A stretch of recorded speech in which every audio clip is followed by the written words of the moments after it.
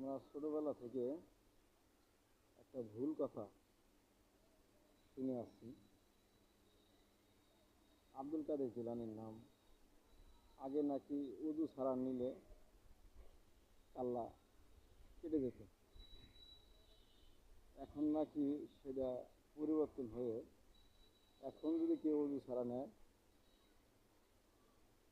এখন নাকি লোম, চুল, লোম এগুলো নাকি পড়ে যায়।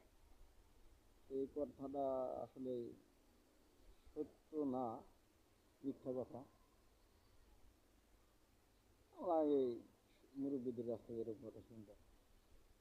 তো আপনারাও এরকম কথা শুনছেন কিনা জানি না। শুনলে কমেন্টে জানাবেন, না শুনলে কমেন্ট করে জানাবেন। আশা করি ভালো থাকবেন।